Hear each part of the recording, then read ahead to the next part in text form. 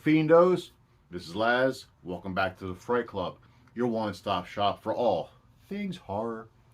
Now, before I begin, as always, hit that like, comment, subscribe button, ring that bell so you never miss notifications, so you know when you get future episodes. Speaking of future episodes, though, if you want to help support the channel and get your content 3 days early, we got a Patreon, patreon.com/The Fright Club. Help us out if you can, support. And also, I'm going to leave my Amazon wish list in the Cashapp just in case you do want another way to help support the channel, send in more content, what have you. And also, don't forget, in celebration for us hitting 100 viewers or subscribers, which is awesome, next month I will be doing a live stream.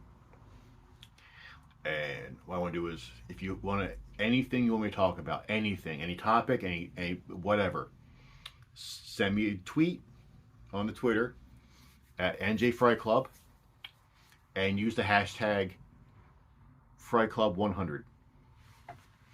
And I'll look through them and see what ideas you guys have. And also, you can leave your comments down below as well. So now, this is going to be my next episode of International Horror. And we're going to be right back in India, as I'm going to be speaking about the Indian rip-off of Scream called And honestly, before I start, I want to say I don't like the word knockoff. Now, I know I used that for the first one I did for the show called Mchapes. Although that one was legit. I mean, they use theme music from Nightmare on Elm Street. So I get that. But I think that word has been gets thrown around too liberally at times. Like, this movie borrows elements from Scream. I'm not going to lie about that. But to me, it's not exactly a Scream knockoff. I think it's, okay, someone in America had this idea. We're gonna use the skeleton and build our own body around it, so to speak. America does it all the time with, foreign movies. So why can't anybody else do it to ours? So the basic plot of this movie is we get a scene in the beginning of a Chippy and her boyfriend. First, we're playing racquetball, and then he leaves, and she's in there, and then you start hearing the killer over the loudspeaker, and she's the first one to go down. She's our Drew Barrymore of the movie. Then you skip ahead to where our main character, our Sidney Prescott, is in college, and her sister was the one who died in the beginning of the movie. She's in college. She starts getting phone calls from the killer, and she's freaking out. Someone gets murdered in the college, and there's, you find out that one of the students, this new student who they met, because there's like a bloody footprint, and the footprint size is like, I don't know, 9.5 or whatever. So they find out his footprint is exactly 9.5. Like his shoe is 9.5. And they're like, oh, and I'm like, that's interesting police work, but okay. So it's like, okay, first red herring, so to speak, and like you get your Sydney, you get your Randy, you get your I forget the killer's names. Your Billy Loomis and your Matthew Lillard. I forget Matthew Lillard's character. Excuse me. Like, you get them to a degree, but Randy isn't Randy. I'm just saying because he's best friends with this one guy, with this one character who's obsessed with Sydney, with the Sydney. He like, not obsessed as in scary. It's just he loves her and he wants to pronounce his love for her, but she's all concerned about new guy. So it's interesting. So technically, throughout the movie as it's going, you have kind of two Billy Loomises, to a degree. Like you have two characters who you can see is okay. They have Billy Loomis-esque qualities. I'll put it that way.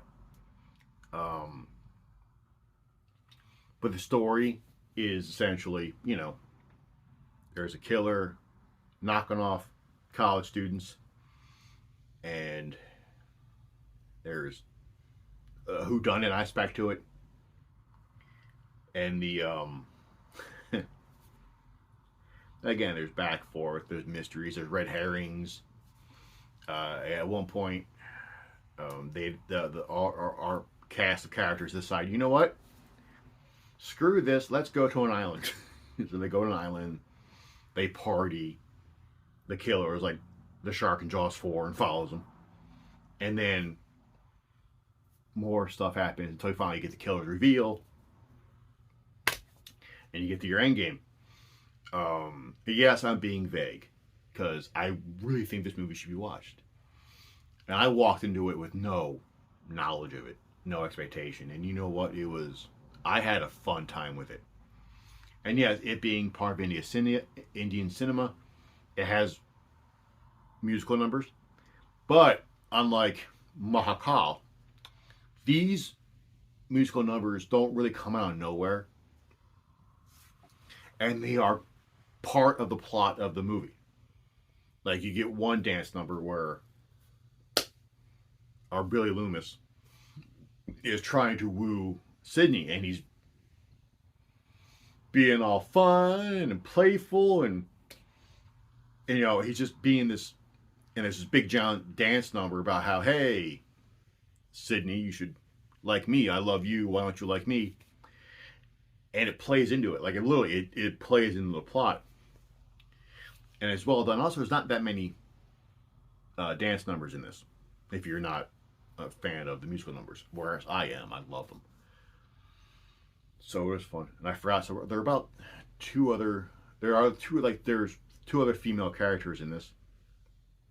One of whom is very big sister to our Sydney Prescott. A little too big sister.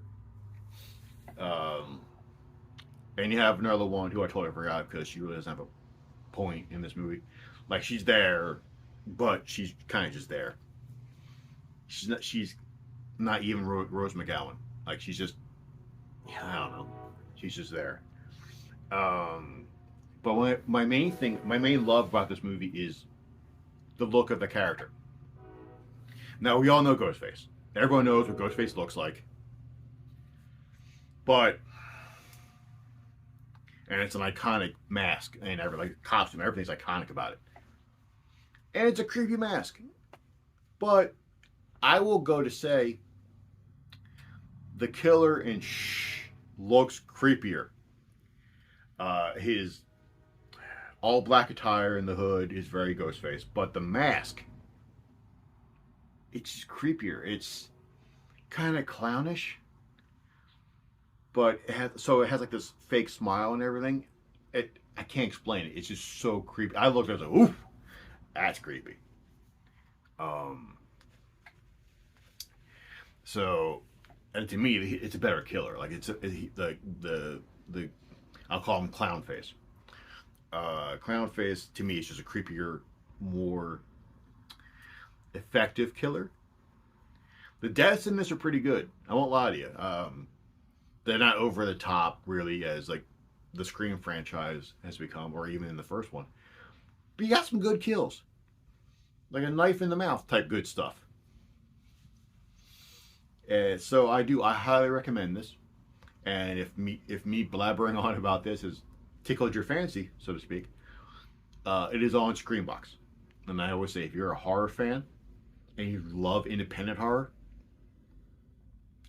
there really are two places to go, really. Screambox, which you can get. I know it's part of Amazon Prime. You can pay for it. It's not that much, honestly, because I have it. You go, either that, or if you have the Roku, I don't remember if it's on the. I know Fire Stick will just use the one from Prime, but I know if you have Roku, Screambox is its own app, and it's but well worth it, especially with the oncoming Robert Englund documentary that they're going to have on it, which looks awesome. So no, yeah, is a little long. It's almost 3 hours, I want to say, but you don't feel it. Now, granted, you may your first time around, because if this is your first Indian movie, like Indian cinema movie, you may feel it. Um, I don't, because I've sat through these and I'm always expecting about 3 hours in. But again, it's a good movie. I think it's really good. Maybe the best Indian cinema horror movie I've seen. And I've seen a few. I haven't seen all of them, but I've seen a few. So, that being said, I highly suggest go watch it, go enjoy it. Walk into it as blind as you can.